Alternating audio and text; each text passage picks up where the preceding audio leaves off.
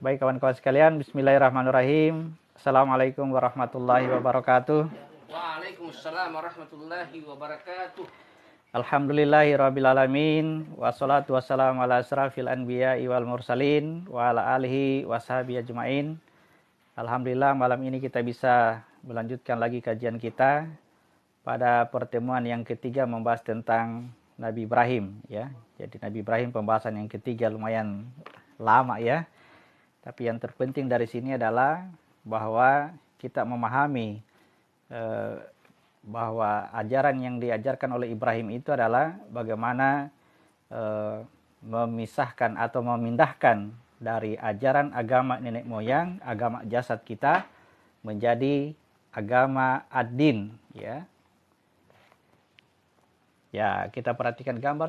Sekarang perhatikan gambar kemarin. Ya, perhatikan gambar bagaimana caranya Ibrahim menghancurkan patung. Saya ulang-ulang dulu. Bagaimana caranya Ibrahim menghancurkan patung. Patung ini dihancurkan dengan persyaratan bahwa ya kamu pergi meninggalkannya. Kamu pergi meninggalkannya. Ya, kepergian dari para kaumnya Ibrahim ini berkumpul di kolbu. Di sini tempatnya kolbu. Ya. Asal mulanya kalbu itu di bagian ya, dia fungsinya memikirkan, wahum kulubun yafqahuna biha, dengan kalbumu kamu bisa memahami. Ya. Jadi yang tersebar di bawah ini adalah tersebarnya pikiran. Pikiran tersebar kemana-mana. Pikiran akan menjalar secara liar ya. Lalu kemudian dipadukan atau disatukan dengan mengikuti perjalanannya Al-Fatihah. Jadi pikiran mengarah ke bawah ya.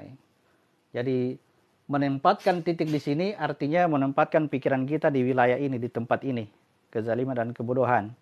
Lalu kemudian sedikit demi sedikit diangkat masuk ke wilayah Ka'bah, ke wilayah Ibrahim, ke wilayah Palestina, menembus penjuru langit sampai kepada Sidratil Muntaha, lalu berkumpul di Ars, di tempatnya asal pikiran itu.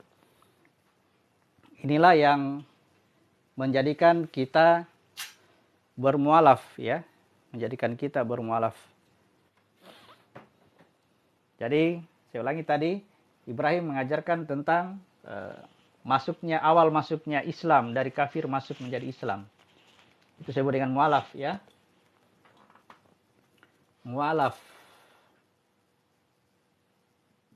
Surat ketiga ayat 103. Al-Imran 103.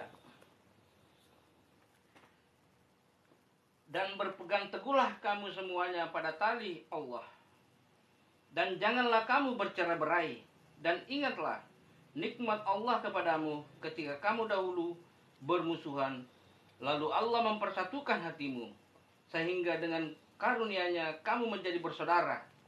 Sedangkan ketika itu kamu berada di tepi jurang neraka. Lalu Allah menyelamatkan kamu dari sana. Demikianlah Allah menerangkan ayat-ayatnya kepadamu agar kamu mendapat petunjuk. Ya. Ingat dulu kamu bermusuh-musuhan, lalu kemudian fa'alafa baina qulubikum, aku alifkan ya. Aku alifkan qalbumu. Jadi yang disatukan itu, yang dimualafkan itu adalah qalbu. Fa'alafa baina qulubikum. Aku satukan kalbumu. Jadi tadi kalbu yang menjalar kemana-mana ini dari penciptaannya, dari agama nenek moyang, lalu disatukan ya, kembali ke asalnya. Ya, kalau itu sudah terjadi pada jasad kita ini, berarti kita sudah berpindah dari agama kafir, agama nenek moyang, agama jasad, masuk kepada disatukannya hati. Mu'alaf ya. Mu'alaf, sudah mulai masuk Islam. Itu ya. Jadi mu'alaf itu ketika menyatukan hati. Sehingga dengan nikmat Allah, akibat ini, dampak daripada disatukannya hati ini adalah kita melihat semua orang itu sebagai saudara. Ya, berarti sudah ada iman, ya. Sesungguhnya orang beriman itu bersaudara. Jadi kalau masih ada yang bukan saudara, ya jangan paksakan diri untuk mengatakan kita sudah beriman. Jangan paksakan diri.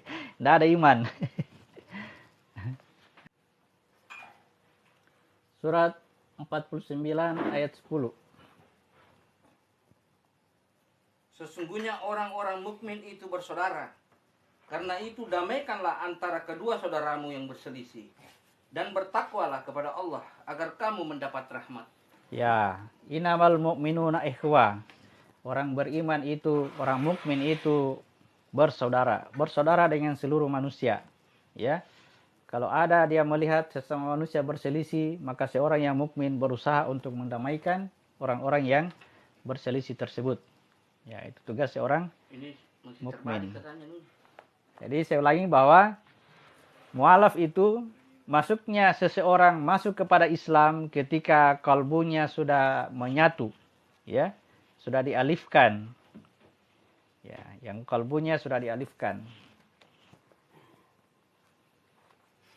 Dari perpindahan dari agama nenek moyang, ada kelihatan gambarnya.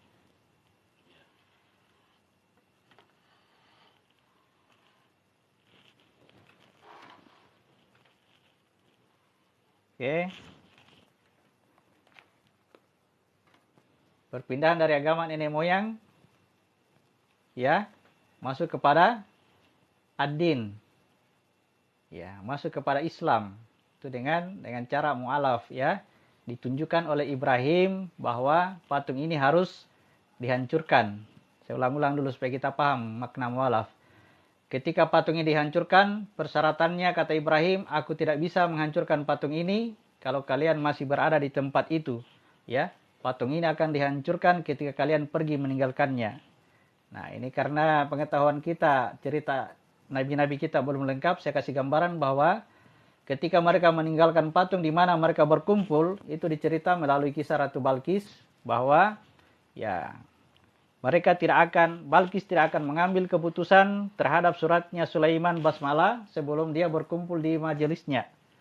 Berkumpul di majelisnya Balkis. Nah, ini, ya. Berkumpul di sini. Itulah perkumpulannya kalbu, menyatunya kalbu, terkumpul di tempat itu.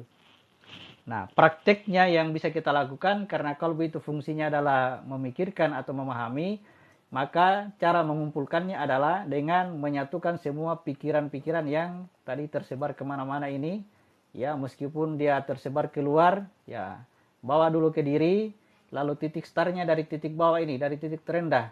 Di sini tempatkan pikiran kita, lalu pelan-pelan masukkan ke sumbernya pikiran, ya. Ini nanti diajarkan secara lengkap dengan menggunakan praktek sholat. Untuk saat ini yang kita pahami bahwa penyatuannya harus melalui titik terendah, ya. Dari tempat terendah. Karena ini juga makna. Kenapa tempat terendah? Karena ini wilayah jasad kita, ya. Di sini wilayah jasad, di sini wilayahnya jiwa, di atas ini wilayahnya ruh, ya. Di atas itu wilayah rahasia, sumber, ya. Sama dengan nafsun wahidah, nah, kelihatan sana. Ya. Oke, ya. Jadi harus berangkat dari sini. Jangan langsung difokuskan ke sini, ya. Jangan duduk tafakur, fokus ke sini, itu sudah diperbaiki oleh Nabi. Gunakan saja praktek sholat, ya. Tidak usah tafakur. Jangan cari-cari kegiatan meditasi, sudahlah. Cukup Muhammad yang bermeditasi di Gua Hira, ya itu tidak perlu kita lakukan karena dia sudah mengajarkan kita tentang praktek sholat.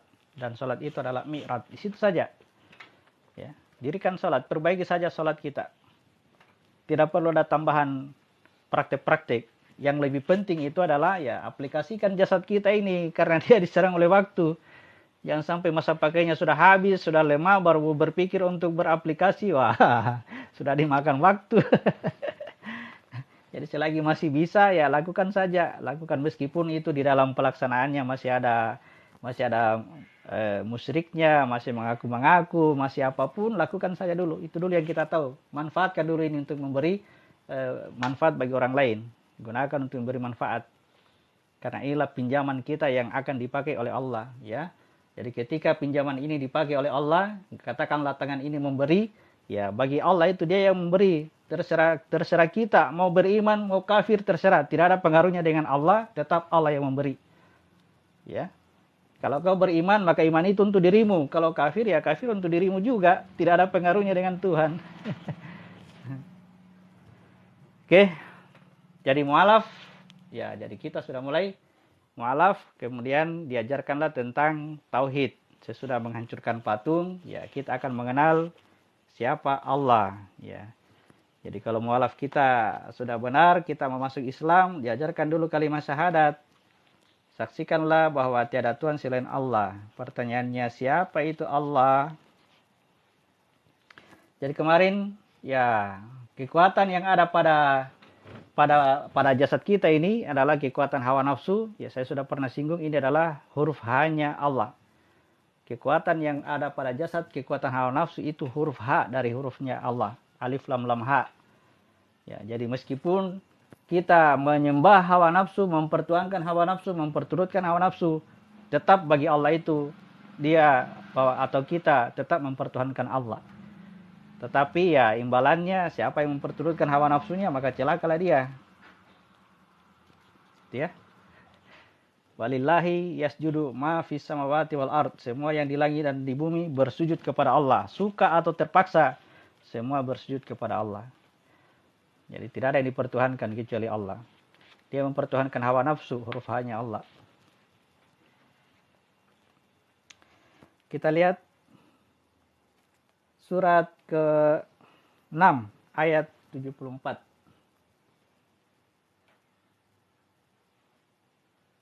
Al-An'am 74. Dan ingatlah ketika Ibrahim berkata kepada ayahnya Azar, pantaskah engkau menjadikan berhala-berhala itu sebagai Tuhan? Sesungguhnya aku melihat engkau dan kaummu dalam kesesatan yang nyata. Ya, jadi Azar ini berbicara kepada bapaknya. Kita harus ingat bahwa Azar itu bapak angkatnya Ibrahim. Ya. Bapak angkatnya Ibrahim. Tugas atau pekerjaan dari bapak angkat ini adalah membuat patung. Ya. Ketika nih ya. Ya, kembali ke gambar sana. Misalkan ini Ibrahim. Ya, ada orang begini. Misalkan ini Ibrahim. Kelihatan ya.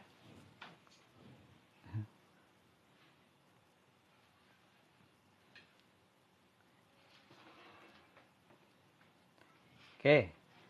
Saya ulang. Misalkan ini Ibrahim, ya. Yang disebut dengan bapak angkat itu adalah ini ya. Orang tua angkat. Bisa? Bapak aslinya Ibrahim, bapak aslinya adalah nafsun wahida. Ini bapaknya manusia. Bisa? Yang ini bapak angkat. Bapak angkat tugasnya membuat jasad atau membuat patung. Bisa? Jadi ini membuat patung. Bapak angkat membuat patung, bapak aslinya sana ya, bapak aslinya di sana. Ya, dari diri yang satu keluar aku, ini bapak, ya. Nanti kita akan kembali kepada bapak. Bukan kembali ke bapak angkat, kembali kepada bapak. Tidak bisa kembali kepada bapak, harus melalui ini, melalui ruh. Karena ruh yang mengantar ini masuk ke dalam. Ya. Oke ya. Jadi harus kembali kepada bapak. Siapa yang bisa kembali kepada bapak? Ya, bapaknya itu adalah Abdullah, hamba Allah. Maka ini ya harus jadi orang yang terpuji atau Muhammad. Ya.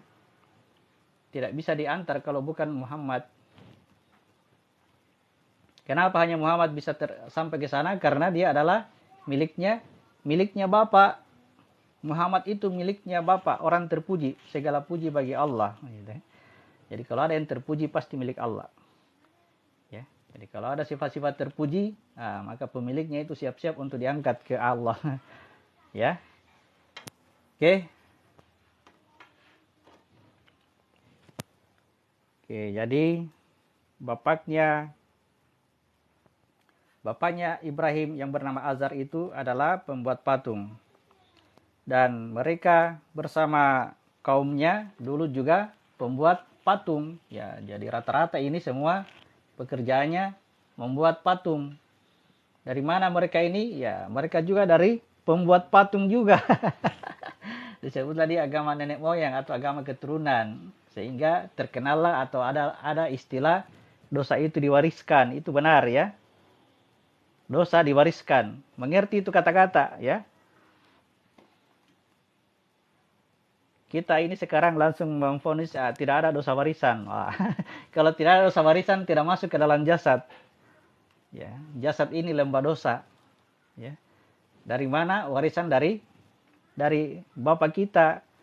Makanya ketika hadis Nabi itu yang tadi dikatakan, wahai Muhammad, di mana bapakku berada? Ya, jawaban Muhammad, bapakku dan bapakmu itu dua-duanya neraka. Ini yang dia maksud, ya. Ini.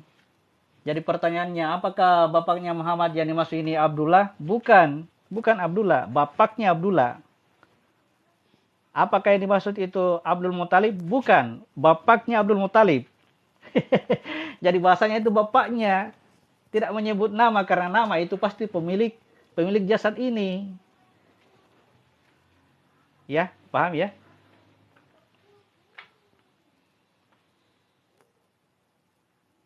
Oke, jadi ini jasad lembah dosa. Ya.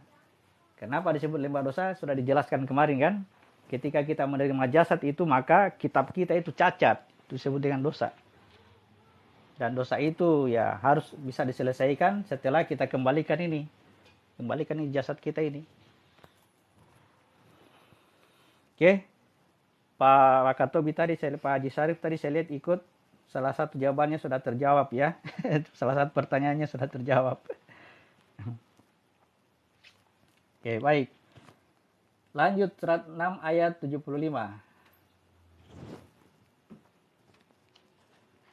Surat ke-6 ayat 75.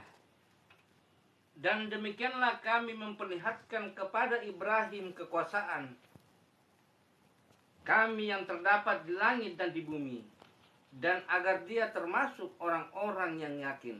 Ya, diperlihatkan kepada Ibrahim tanda-tanda di langit dan di bumi. Apa yang diperlihatkan oleh Ibrahim tanda-tanda di langit dan di bumi?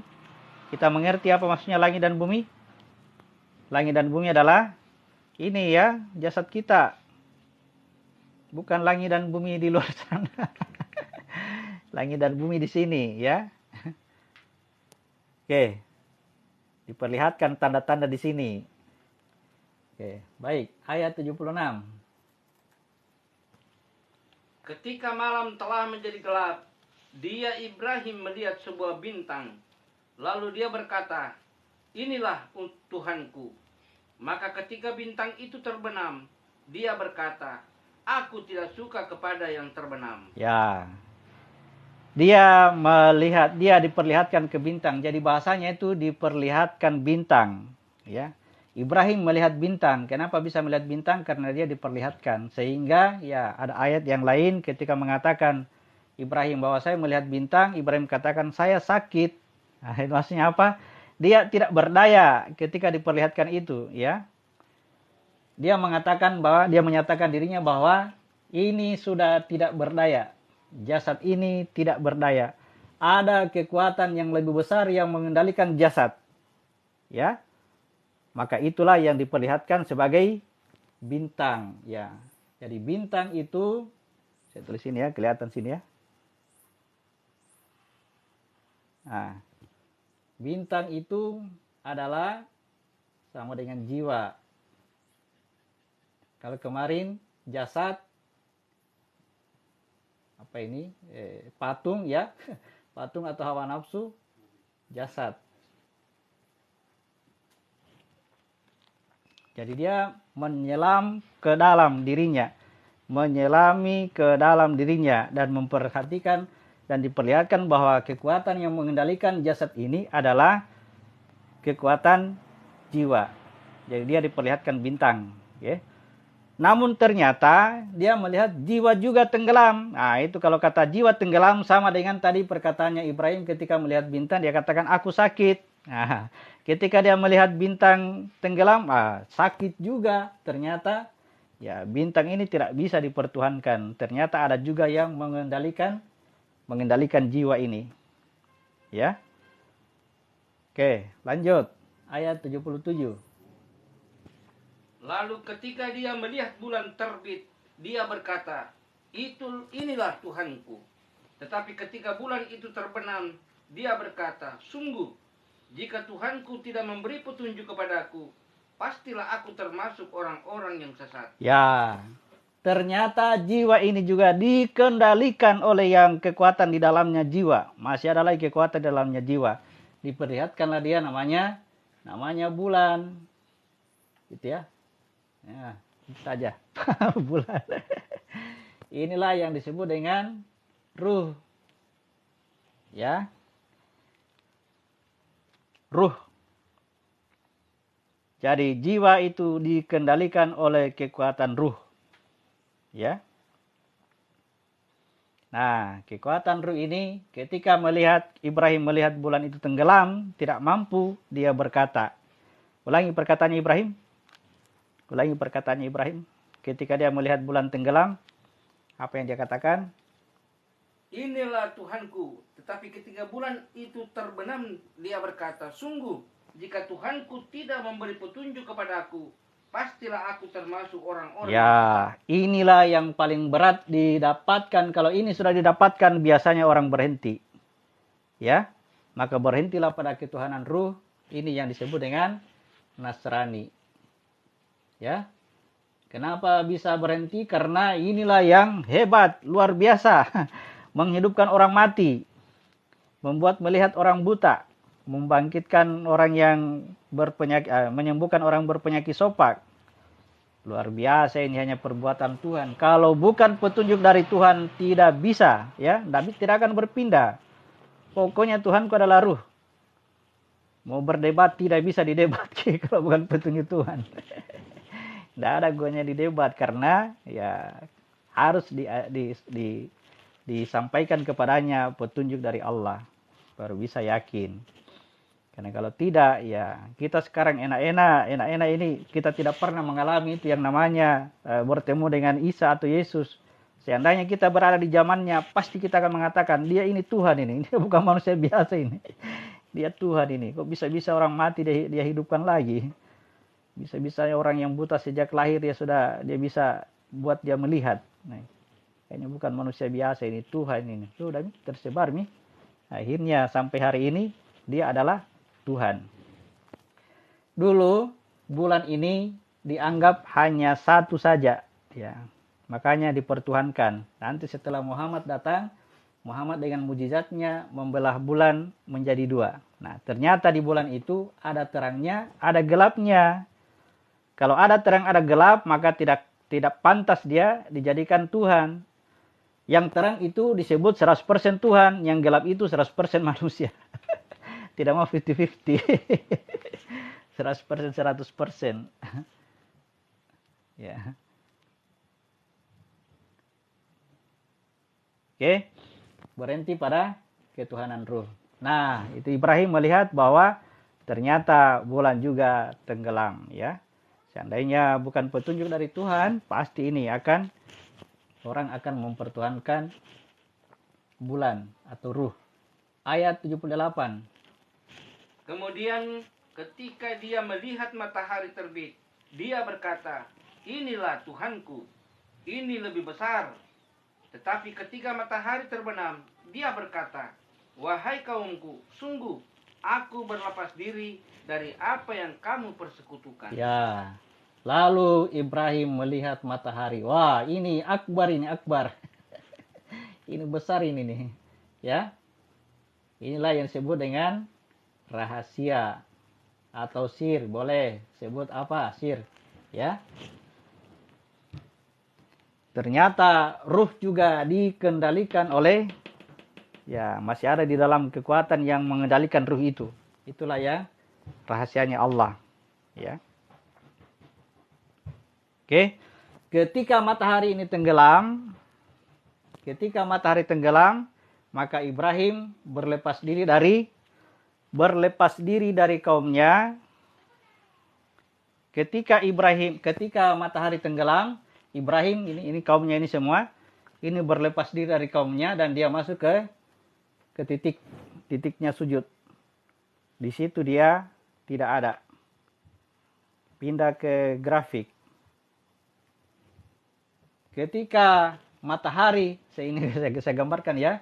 Ini disebut dengan apa tadi? Patung, ya, patung, bintang, bulan, matahari. Ketika matahari tenggelam, Ibrahim ke nafsun wahida, sehingga dia tidak ada. Namanya berlepas diri dari kaumnya. Ibrahim berlepas diri dari jasad, ya, berlepas diri dari seluruhnya ini dan masuk ke titik rahasia, ke nafsun wahida, kembali ke diri yang satu, dan Ibrahim tidak ada, ya. Dia bisa dipahami? Sebentar baru bertanya, sebentar baru jawab pertanyaan. Gampang itu ya. Ayat 79 dulu. Aku hadapkan wajahku kepada Allah yang menciptakan langit dan bumi dengan penuh kepasrahan, mengikuti agama yang benar, dan aku bukanlah termasuk orang-orang yang musyrik. Ibrahim mempertuhankan semuanya, ya. Mempertuhankan semuanya. Aku hadapkan wajahku kepada Allah. Jadi ternyata patung, bintang, bulan, matahari tadi adalah, ya, ini adalah huruf H. Huruf H-nya Allah, ini huruf lam, ini alifnya. Makanya Tuhan itu disebut dengan nama Allah. Alif, lam, ha. Ya. Oke. Nanti ada manusia, baru ada nama Allah. Ingat, nanti ada manusia, baru ada nama Allah. Manusia inilah yang menyebut nama Tuhan itu dengan sebutan Allah. Ya. Kenapa? Karena manusia terdiri dari, ya, ini, ke sana lagi, kembali lagi ke sana. Manusia itu terdiri dari alif, lam, ha. Alif, lam, ha. Rahasia, ruh, jiwa, jasad. Oke? Ya. Inilah yang disebut dengan Rob. Qul a'udzu bi rabbin nas. Rob, matahari. Malikinas, Malik, kekuatannya. Ilah, sembahan, pengatur. Ini yang atur-atur semua ini yang ada di bawah ini. Nah, min syarril waswas dari hawa nafsu. Oke. Jadi, Robnya, Maliknya, ilah, hawa nafsu. Oke. Jadi jangan katakan ketika Musa mengatakan bahwa dia bertemu dengan ilah, dia mendapatkan tauhid yang paling tinggi, ya tidak, anda seberapa itu. Tauhid pertama itu kalau ilah, ya. La ilaha illa ana, itu tauhid pertama, ya. Yang diharapkan itu adalah alladzina qalu robnya, rob, ini rob. Alladzina qalu rabbunallah, Tuhan kami adalah Allah. Rob itu adalah alif, lam, ha. Bukan hanya ini. Ya. Bukan hanya ini. Bukan juga ini. Ruh. Ada yang terganjal di sini. Ya, siapapun kalau ketemu ini pasti terganjal, kecuali petunjuk Tuhan. Kalau ketemu ruh, luar biasa ini, ketemu hakikat diri. Nah, sudah kayak selesai ini kayaknya. Saya sudah kenal hakikat diriku. Tunggu dulu, masih ada satu.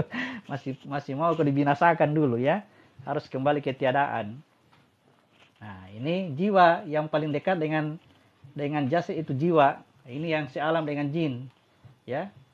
Satu alam dengan jin. Kalau ini jasad, ya sealam dengan semesta.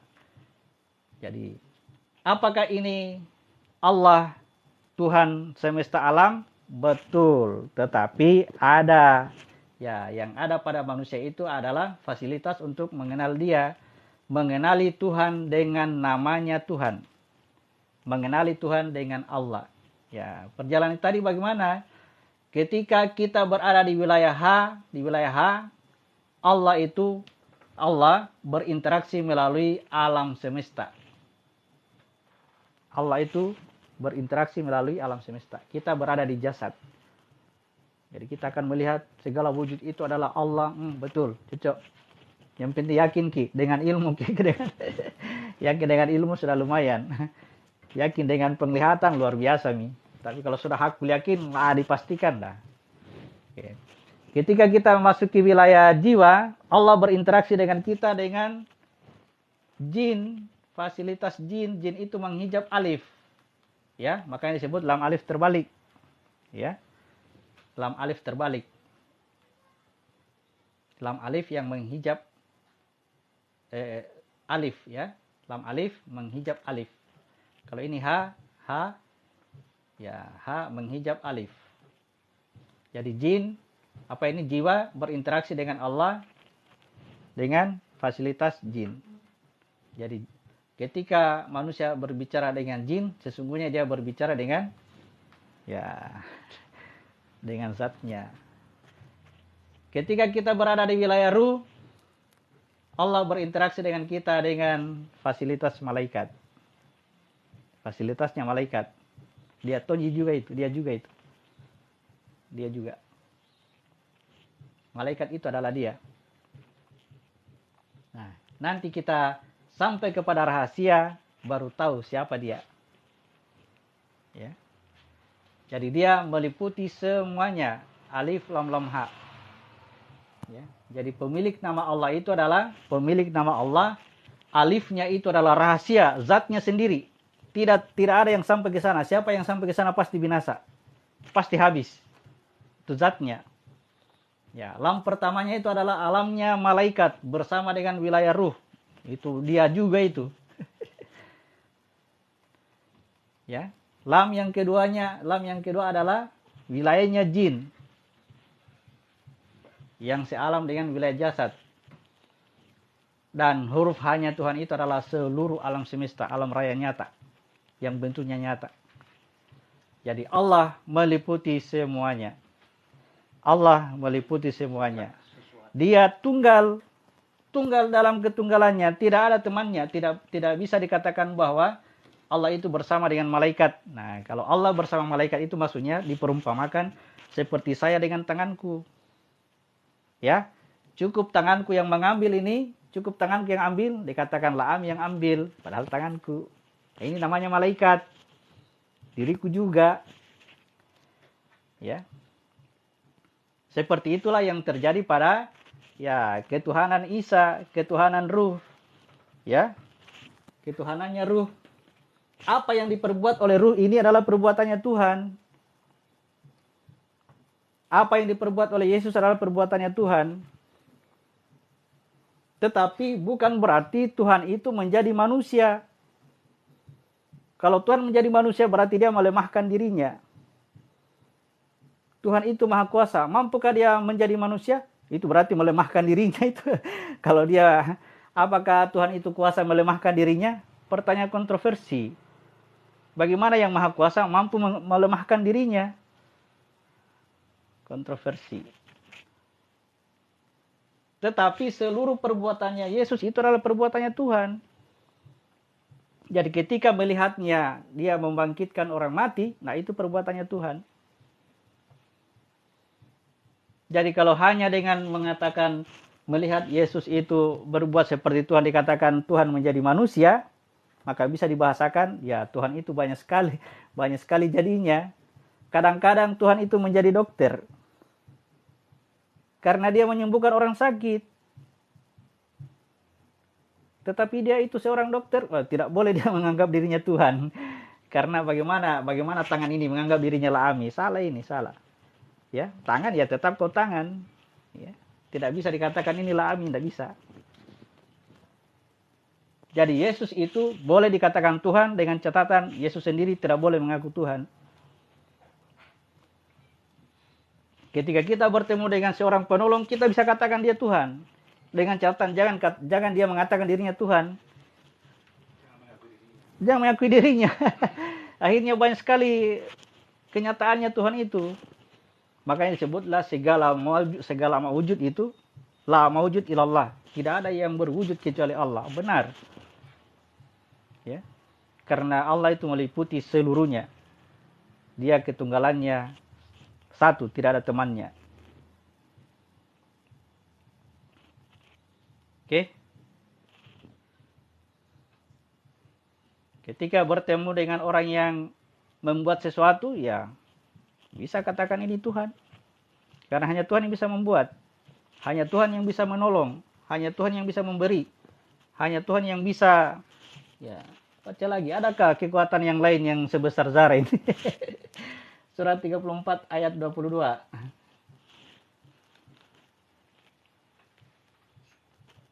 Ayat 22. Sabah 22. Katakanlah Muhammad, serulah mereka yang kamu anggap sebagai Tuhan selain Allah. Mereka tidak memiliki kekuasaan seberat zarah pun di langit dan di bumi. Dan mereka sama sekali tidak mempunyai peran serta dalam penciptaan langit dan bumi. Dan tidak ada di antara mereka yang menjadi pembantu bagi. Ya, bahkan yang jadi pembantu pun tidak ada. Sebesar zarah kekuatannya untuk bisa menolong tidak ada. Jadi kenapa dia bisa menolong? Tuhan. Tuhan itu. Jadi ketika Tuhan menolong, ya bilang Tuhan, ya terserah kau ingkar, kau musyrik, kau tidak ada pengaruhnya dengan saya tetap menolong hambaku. Saya tetap mencipta. Saya tetap menciptakan laptop, saya tetap menciptakan HP, tetap menciptakan meja, tetap membuat masakan, membuat kue. Urusan kalian mau ingkar sama saya atau tidak.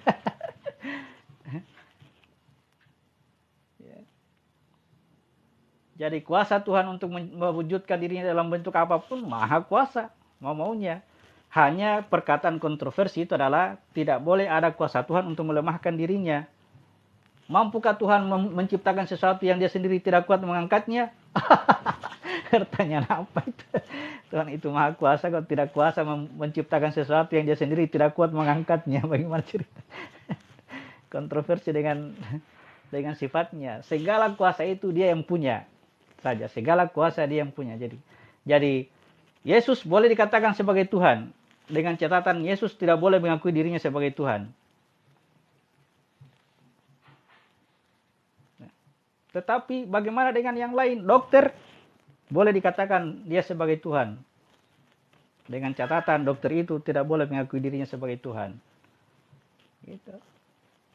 Akhirnya Tuhan, ya, kita selalu diperhadapkan dengannya, dengan kuasa-kuasa itu, tetapi kita tertutup untuk mengakuinya. Itu bilang kafir, tertutupi. Padahal ingat, aku bersaksi tidak ada Tuhan selain Allah. Saksikanlah segala kuasa itu. Saksikanlah segala kuasa. Nah, tidak ada yang lain selain dia. Ketika kuasa itu ada. Ketika energi itu muncul. Ketika kemampuan itu muncul. Dia itu. Tetapi ya caranya tadi berinteraksi. Saya katakan tadi. Ya, ketika kita berinteraksi dengan jasad kita, dengan mata, ya kita melihatnya dengan alam semesta. Alam semesta itu segala kekuatan yang ada di alam semesta dia yang punya. Nah, begitu masuk pada kekuatan gaibnya, ya kita bisa melihatnya dari sini. Oh, dia ji. Ya. Ketika dia memberi petunjuk melalui malaikatnya, kita bisa melihatnya dengan rahasia kita, ruh kita. Gitu. Oke, jadi alif lam lam ha dikasih nama dengan nama alif lam lam ha karena itulah simbol yang paling tepat untuk menjelaskan siapa dia, pemilik Tuhan itu. Dari dulu sudah banyak orang menerka-nerka siapa ini yang punya kekuatan ini. Bukan hanya kekuatan yang sifatnya gaib-gaib saja, ya, kekuatan yang bentuknya nyata juga ternyata dia juga. Oke. Nah, maka saksikanlah tidak ada Tuhan selain alif lam lam ha. Artinya kekuatan rahasianya adalah dia, kekuatan malaikatnya adalah dia, kekuatan jinnya adalah dia, kekuatannya alam semesta ini adalah dia. Oke. Alif lam lam ha. Jadi perbaiki syahadat tak? Asyhadu an la ilaha illallah, jangan membayangkan sesuatu di sana. Dia sudah nyata nih. Ada nyata di sini. Aku bersaksi tidak ada Tuhan selain Allah. Sudah saksikan. Tinggal satu lagi, tinggal Muhammadnya itu tadi. Kapan ada niat-niat untuk melakukan kebaikan, pasti dia gitu. Karena manusia itu adalah pembuat kerusakan. Ya, diri kita ini pembuat kerusakan, diri kita ini jatuh ke lembah dosa. Ya. Sebenarnya perbuatan kita ini, ya, ketika kita sudah masuk wilayah jasad, sudah menerima amanah, sebetulnya perbuatan kita ini pasti berbuat buruk terus, pasti perbuatan buruk. Ya. Tetapi, ya, kenapa bisa melakukan kebaikan? Ya, ada dua hal. Yang pertama, karena yang bersangkutan itu ditutupi oleh Allah, itu kitabnya, aibnya lagi ditutupi oleh Allah. Harusnya tadi itu tangannya mencuri, harusnya dia mencuri, tapi ditutupi oleh Allah, kok tiba-tiba bersedekah. Nah, itu dipakai oleh Allah untuk memberikan sesuatu. Itu yang pertama. Yang kedua, ya karena yang bersangkutan itu berdoa. Dia minta ke Tuhan, Tuhan datang. Kalau Tuhan datang kepada dirinya, ya sudah. Dia akan melakukan perbuatan-perbuatan Tuhan. Itu namanya doa. Panggilan. Rabb, datanglah kepadaku. Hadirlah. Kalau bahasa menghadirkan Tuhan. Ini terlalu ini terlalu apa nih? Sebetulnya ini biasa-biasa ini. Kok terlalu mistik sekali. Hal biasa-biasa ini. Jadi cara menghadirkan Tuhan itu, cara berdoa itu tadi, gunakan itu Asmaul Husna. Walillahi Asmaul Husna, fad'uhu biha. Tuhan itu yang punya nama baik. Berdoalah dengan itu. Bagaimana memberi? Memberi, pasti bersama Tuhan. Kalau kita memberi dan tidak mengaku sebagai Tuhan, diperbaiki lagi tangan tadi yang rusak. Diperbaiki itu juga mata karena mata terlibat. Diperbaiki juga kaki kita karena terlibat semua. Ketika ini satu perbuatan sebesar kita lakukan tanpa ada pengakuan. Itu namanya rezeki tidak disangka-sangka. Saya pikir tadi hanya tanganku saja. Ternyata yang lain dilengkapi juga. Gitu.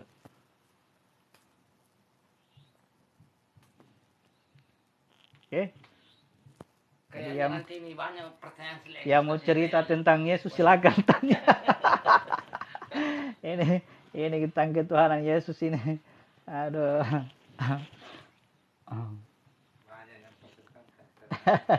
Ya, harusnya memang harus selesai ini. Ini persoalan tauhid dulu. Sebelum masuk kepada prakteknya, syariatnya, perbaiki dulu ini. Ya, perbaiki dulu tauhidmu. Kalau tauhidmu tidak benar, kita mengatakan tiada Tuhan selain Allah, tetapi masih sempat maki-maki orang. Salah, kontroversi sekali itu antara tiada Tuhan selain Allah dengan ini, dengan keluarnya ini kata-kata kotor ini. Ya. Hanya dengan tauhidnya saja pasti akhlaknya akan terangkat. Ya. Hanya dengan belajar tauhid, belum pi syariatnya, belum pi praktik sholatnya, belum pi.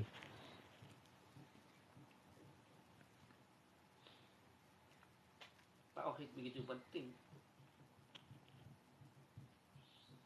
Oke. Ini suara menggebu-gebu.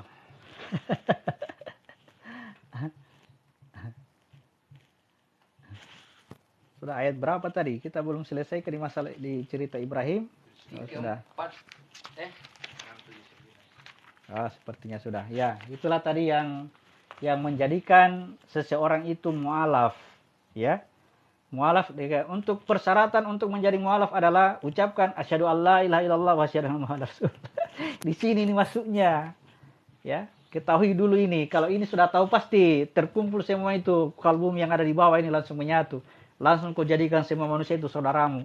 Mau miskinkan dia, kaya ke, pintar ke, bodoh ke, nakal ke, baik, semua saudaraku dengan segala keadaannya. Ya, dengan segala keadaannya. Mungkin perlu ditambah ini ayat 80 kasih. Ayat apa? Kasih lengkap itu. Ayat. Setelah kita baca 79, 78 dan diterangkan, coba 80. Saya yakin banyak membantah. Coba ayat 80 baca. Maka kita baca ini. Ayat 80 ini. Al-An'am 80. Dan kaumnya membantah. Dia Ibrahim berkata, apakah kamu hendak membantahku tentang Allah? Padahal dia benar-benar telah memberi petunjuk kepadaku. Ya. Aku tidak takut kepada malapetaka dari apa yang kamu persekutukan dengan Allah. Kecuali Tuhanku menghendaki sesuatu. Ilmu Tuhanku meliputi segala sesuatu. Ya. Tidakkah kamu dapat mengambil pelajaran? Ya. Jadi apapun perkataan ini penjelasannya sejelas apapun, bantahan itu pasti tetap akan ada. Itulah kebenarannya. Tiada yang bantah. Akan ada bantahan. Ya, karena sulit sekali diterima ini. Seperti kalau kita katakan bahwa ruh itu bukan Tuhan, ya, masih ada lagi di atasnya. Oh, sudah, bantah memang.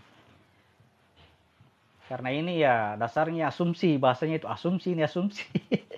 Bagaimana bisa terurai kayak tadi itu. Nah ini dasar yang kita gunakan hanya ayat-ayat yang memang sudah pernah kita baca. Begitu dijelaskan, ini penjelasan, ini asumsi namanya. Kalau ini yang disebutkan oleh ayat ini kebenaran.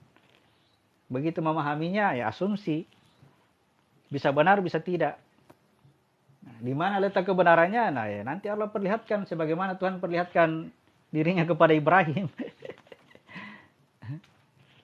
Sanurihim ayatina fil afaki wa fi anfusihim hatta yatabayyana lahum anahul haq. Itu 41:53.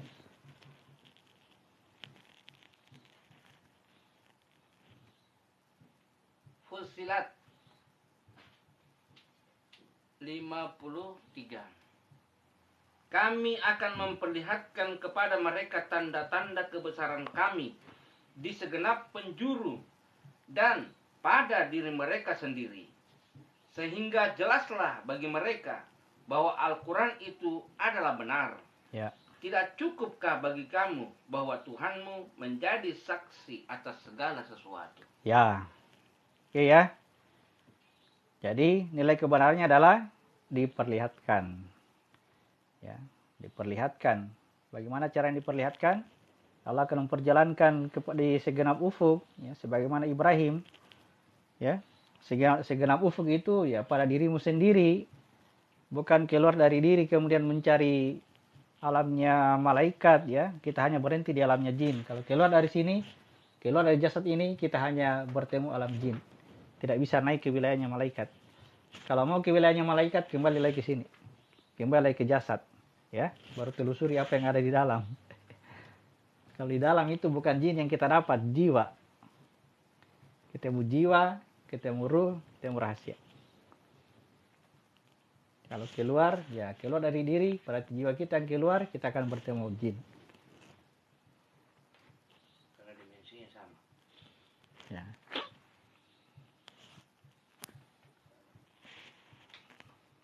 Jadi praktek perjalanan tadi dari titik-titik ini sampai menyatu ke dalam kolbu, itulah yang dipraktikkan dengan mendirikan sholat. Bagaimana gerakan mendirikan sholat? Sudah dicontohkan oleh Nabi, itu ji. Ya, itu ji gerakannya, tidak ada gerakan tambahan. Ya. Yang mau kita pelajari ada namanya rahasianya. Rahasia sholat itu kalau kita kerjakan orang lain tidak bisa lihat. Ya. Kalau orang lain bisa lihat apa yang kita kerjakan bukan rahasia namanya. Jangan sampai pamer-pamer juga bilang kita sudah belajar rahasia sholat. Ya, begitu sholat berjamaah ya tarik napasnya keras-keras supaya ketahuan belum pakai napas ya sholatnya dia. Wah, hebat. Mana pamer ki. Ingat sifat manusia itu suka sekali itu mah pamer, suka sekali pamer. Tidak enak kalau tidak tahu bahwa kita tahu ini barang. Oh iya, awal-awalnya masih dimensi itu ya, pamer terus. Sampai sekarang. Kan awal-awal.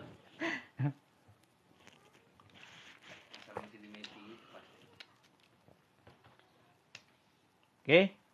Jadi Allah sudah dikenal. Siapa itu Allah? Tidak ada yang bukan. Tetapi ingat ya, Allah itu punya sifat yang baik, dia tidak suka sifat yang buruk. Ya. Bagaimana sih munculnya itu sifat yang buruk? Yang katanya dari Allah. Ya, saya ulang kembali jalan ceritanya ya. Jadi Allah itu memberi cahaya, ya. Allah memberi cahaya. Katakan begini ya. Lalu kita berada di sini, ya. Allah itu memberikan cahaya terang kepada kita. Ini cahaya kebaikan, ya. Tetapi karena kita ada, ini muncul kegelapan di sini, bayangan. Ini yang sifat buruk, ya. Bayangan. Sebenarnya dia tidak ada. Tetapi karena kita ada, ya menjadikan ada yang baik, ada yang buruk. Ya. Jadi kita itu maunya dekati itu cahaya Allah, Al-Quran. Kalau ini bayangan ini namanya iblis, cahaya terbalik tadi. Nah, lempar keluar ke tempat yang gelap gulita bahasanya. Ke tempat gelap. Jadi Allah itu mengeluarkan manusia dari gelap kepada terang. Kalau iblis mengeluarkan manusia dari terang kepada gelap. Minan nur ila zulumat. Jadi ini otomatis ini muncul. Ya. Sebagai sunatullah. Karena kita berada di, ya, karena kita ada, rumahnya begitu. Karena kita ada dan Allah memberikan cahaya terang, pasti muncul gelap. Ada kebaikan, pasti ada keburukan.